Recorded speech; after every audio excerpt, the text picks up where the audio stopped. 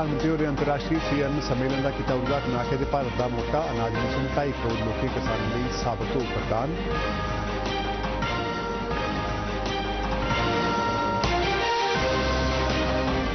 Lieutenant governor Manoj Sinha ने हर दिन 3000 यात्रियों की सुविधा लिए माता वैष्णो देवी भवन पर 5 मंजिला इमारत दुर्गा भवन का किया उद्घाटन।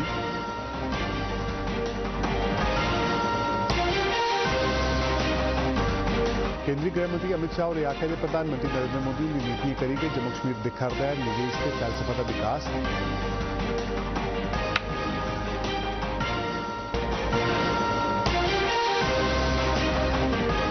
थल सेना अध्यक्ष जनरल मनोज पांडे ने आख्या असल कब्जा रेखा पर स्थिति सामान्य पर नेड़वी निगरानी की लोड़ है।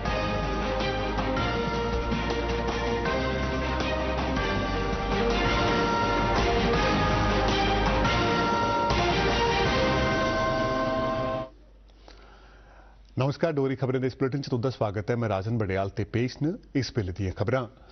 प्रधानमंत्री नरेंद्र मोदी होरें अज नवी दिल्ली च वैश्विक श्री अन्न सम्मेलन का उद्घाटन किया। इसके अलावा प्रधानमंत्री होरें exhibition cum buyer seller meet pavilion का उद्घाटन किया ते विशेष डाक टिकट ते विशेष सिक्का भी जारी किया। इसके मगरा श्री मोदी होरें भारतीय मोटे अनाज संबंधी श्री अन्न स्टार्टअप ते सार संग्रह ते श्री अन्न मानके बारे एक पुस्तक भी डिजिटली जारी किया। इस मौके अपने भाषण में प्रधानमंत्री होरें भरोसा जताया जे श्री अन्न के बाजार ते संबंधित इको सिस्टम कन्नै ग्रामीण अर्थव्यवस्था मजबूत होग ते देशै दे मसां गुजारा होरने आले 2.5 करोड़ किसानें गी लाभ पुज्जग। उन्हें चेचे तौर पर यह गल भी आखी जो मोटे अनाजें पर जलवायु परिवर्तन का असर नहीं होने करिए पानी के संकट करी जुड़ी दी समस्या के नबेड़े च भी मदद हासिल हो सकती है। बड़ी संख्या में एफपीओज इस दिशा में आगे आ रहे हैं। स्वयं सहायता समूहों के जरिए महिलाएं भी मिलेट के उत्पाद बना रही है। गांव से निकलकर ये प्रोडक्ट्स मॉल और सुपर मार्केट तक पहुंच रहे हैं। मनुखे की सेहत ते मिट्टी दौने लिए मोटे अनाजे की काश्त की तसल्ली बख्श करार देंदे हुए प्रधानमंत्री होरें आख्या जे इंदे कन्नै जलवायु परिवर्तन खाद्य सुरक्षा ते जीवन शैली कन्नै संबंधित बीमारियों दी चुनौतियों का सामना किया जा सकूग। उन्हें आख्या जे श्री अन्न लई छड़े खुराक ते राई बाई धोड़ी गै सीमित है सगुआं ये देश की समृद्धि का जरूरी साधन है। श्री मोदी होरें आख्या जे सरकार ने मोटे अनाजे के उत्पादन करसाने की बेहतरी आस्ते कई चाली दियां पहलां कीतियां न। मैं उनसे विशेष आग्रह है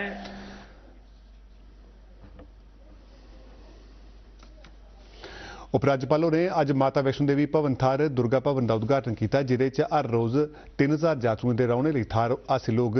इंदे 2500 यात्रुओं के मुफ्त रहने का प्रबंध होग ते कन्नो कन्नी मती भीड़ होने की सूरत च भीड़ पर नियंत्रण पाने लिए और 2000 लिए भी व्यवस्था होग। श्री सिन्हा ने 22 मार्च थमां शुरू हुआ करदे नराते दौरान यात्रुओं के रमानदारी कन्नै दर्शनें ते सुरक्षा प्रबंधों बारे भी जायजा लैता।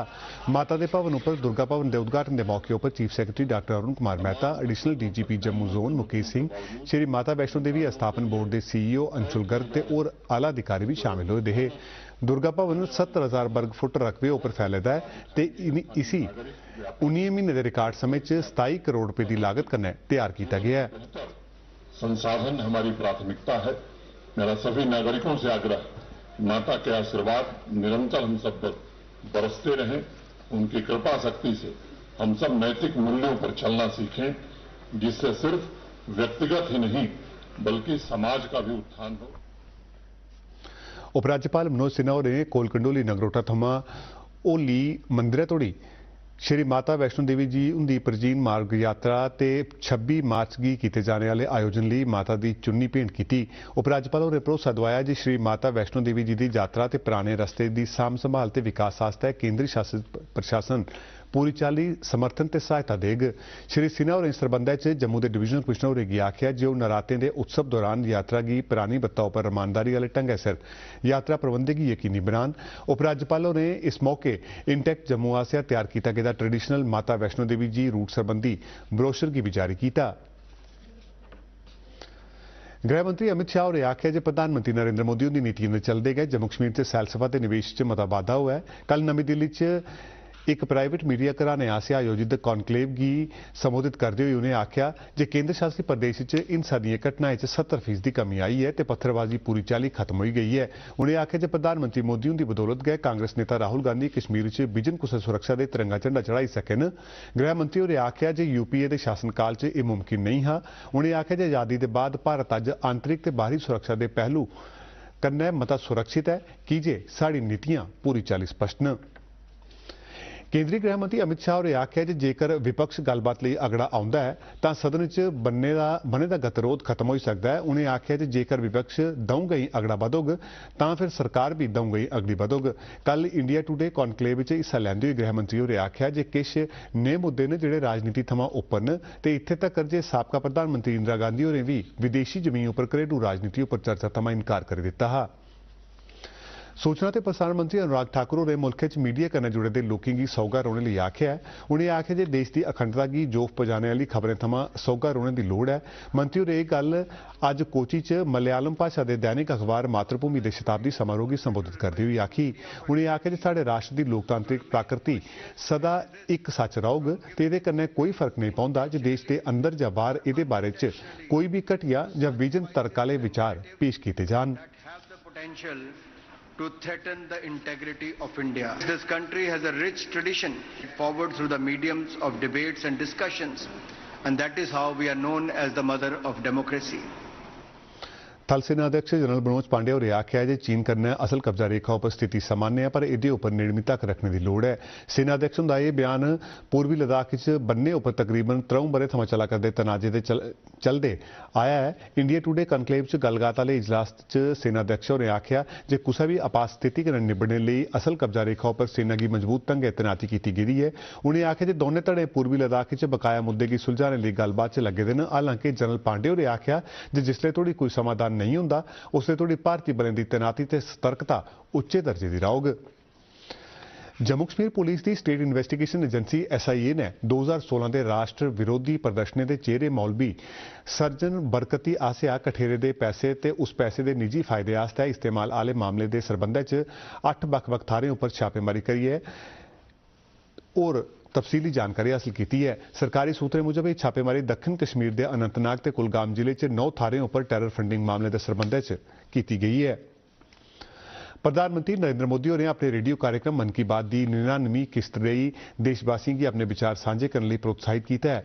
कार्यक्रम की एक किस्त इस महीने की 26 तारीख की प्रसारित की जाग। प्रधानमंत्री होरें आख्या जे लोग माई गोव या नमो ऐप या फिर 1800117800 उपर फोन करिए अपने विचार रिकॉर्ड करवाई सकते हैं। केंद्रीय विज्ञान ते तकनीकी मंत्री डॉक्टर जितेंद्र सिंह होरें अज्ज आख्या जे पिछली सरकारें भारत के विशाल समुद्री संसाधनें के अन्वेषण की कदे भी चिंता नहीं की ते प्रधानमंत्री नरेंद्र मोदी होंदे प्रधानमंत्री बनने के मगरा यह पहली बारी होया जे समुद्री संसाधनें की खोज ते दोहन बक्खी संजीदगी कन्नै जतन किए जा करदे न ते भारत की नीली अर्थव्यवस्था की पहल दी जा करदी है। उन्हें चेता नुआया जे एक नहीं सगुआं 2 बारी प्रधानमंत्री होरें स्वतंत्रता दिवस के मौके पर राष्ट्र के नां अपने संबोधने च डीप ओशन मिशन का जिक्र करते हुए इसके महत्व पासे ध्यान दुआया हा। डॉक्टर सिंह होरें यह गल केंद्रीय मंत्री श्रीपद यसो नायक ते गोवा राज्य के पर्यटन मंत्री रोहन कुंटे हुंदी अगुवाई च मलाटी लई आए दे एक उच्च स्तरीय सरकारी प्रतिनिधिमंडल कन्नै संवाद बेल्लै आखी। केंद्रीय मंत्री होरें आख्या जे नीली अर्थव्यवस्था का मकसद समुद्री संसाधनें के दोहन शोध अनुसंधान ते विकास लई उपयुक्त कार्यक्रमें दे आर्थिक गतिविधियों कन्नै भारत के समुद्री खेतर च चुस्त स्थायी ते समावेशी विकास के मौके की बढ़ावा दिया करदी है।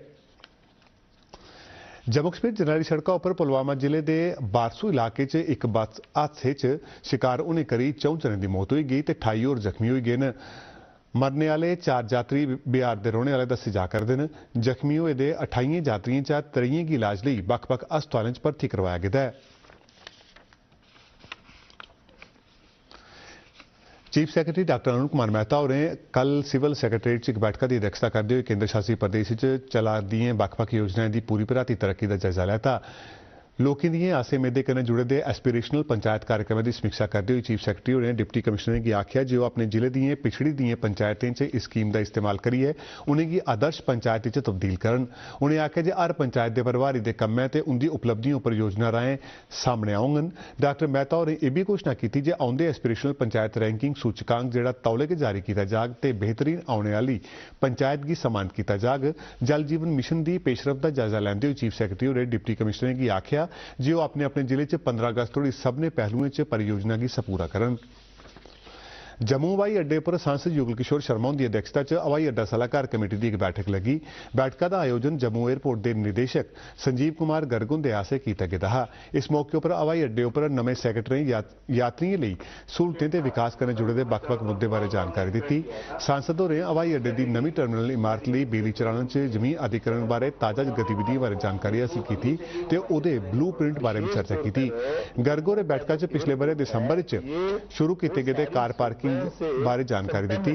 कमेटी के सदस्यें भारतीय एयरपोर्ट अथॉरिटी आसेआ जम्मू हवाई अड्डे पर उपलब्ध कराई गेदी नवीं सहूलतें की जानकारी लई सराहना की। निदेशक होरें यह भी दस्सिया जे इस ब'रे मार्च महीने के अखीर तोड़ी देहरादून लई हवाई उड़ान सेवा शुरू की जा करदी है ते तौले गै ग्वालियर ते चंडीगढ़ जनेह् होरनें नमें सैक्टरें लई भी हवाई उड़ान शुरू किए जाने की मेद है। डोडा च अज्ज कृषि उत्पादन ते कृषक कल्याण विभाग आसेआ करसानें गी राई बाई ते उन्नत वैज्ञानिक तरीके बारे जानकारी देने के लिए एक प्रदर्शनी ते किसान मेले का आयोजन किया गया। एह्दे च मती गिनती च करसानें प्हाड़ी जिले के स्टार्टअप चलाने आले ते होरनें सने तकरीबन 900 लोकें हिस्सा लैता। मेले का उद्घाटन जिले के डिप्टी कमिश्नर विशेषपाल महाजन होरें किया। इस मौके महकमा राई बाई के निदेशक के शर्मा होर भी उंदे कन्नै मौजूद हे।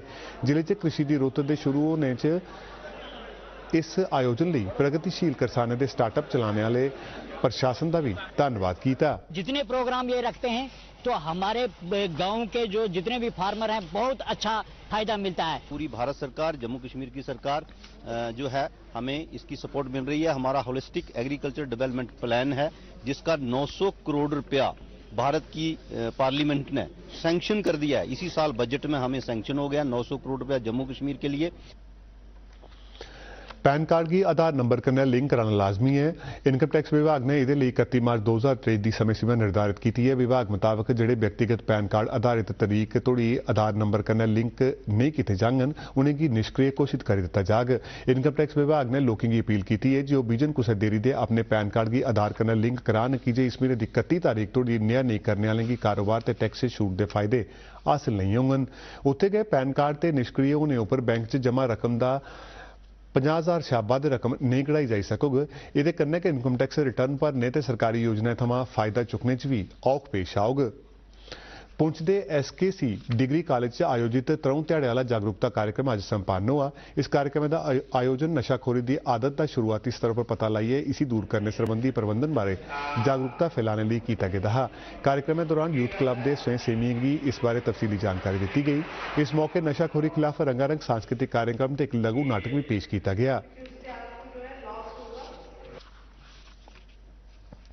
केंद्रीय युवा मामले ते खेड संबंधी मंत्रालय ते खेड विभाग के बैनर हेठ अज यूडो एसोसीएशन जम्मू कश्मीर आसेआ भगवती नगर स्थित इंडोर स्टेडियम च एक दिनी खेलो इंडिया 10 कदम महिला जूडो चैंपीयनशिप का आयोजन किया गया। चैंपीयनशिप मुकाबले च 150 वुमेन जूडोकस ने हिस्सा लेता। इस मौके JKUT वक्फ बोर्ड दी चेयरपर्सन डॉक्टर सैयद दरख्शान अंद्राबी और मुख परौहनियां हियां जिन्हें जेतू खिडारियों की तगमे ते ट्राफियां प्रदान कीतियां।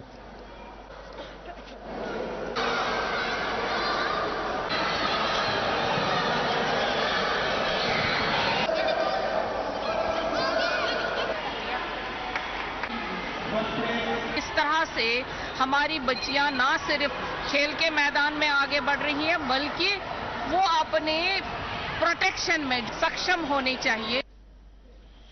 मुल्क च राष्ट्रीय कोविड खिलाफ जारी टीकाकरण मुहिम तहत उन्हें थोड़ी 220 करोड़ 64 लाख टीके लाई दिते गए हैं। पिछले 24 घंटे दौरान गै 9,095 टीके लाए गए।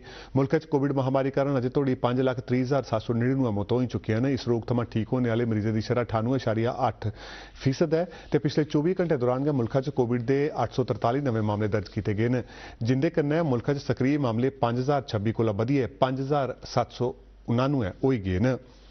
ਤੇ ਹੁਣ ਮੌਸਮ ਸੰਬੰਧੀ ਜਾਣਕਾਰੀ। ਮੌਸਮ ਵਿਭਾਗ ਦੀ ਸੂਚਨਾ ਮੁਜਬ ਪਿਛਲੇ 24 ਘੰਟੇ ਦੌਰਾਨ ਜੰਮੂ ਦਾ ਵੱਧੋ-ਵੱਧ ਤਾਪਮਾਨ 21.3 ਡਿਗਰੀ ਸੈਲਸੀਅਸ ਜ਼ਿਲ੍ਹੇ ਕੇ ਘੱਟੋ-ਘੱਟ ਤਾਪਮਾਨ 15.2 ਡਿਗਰੀ ਸੈਲਸੀਅਸ ਦਰਜ ਕੀਤਾ ਗਿਆ। ਡੋਗਰੀ ਖਬਰਾਂ ਦੇ ਇਸ ਬੁਲੇਟਿਨ 'ਚ ਬਸ ਇੰਨਾ ਕੁ ਹੈ। ਦਿਓ ਇਜਾਜ਼ਤ। नमस्कार।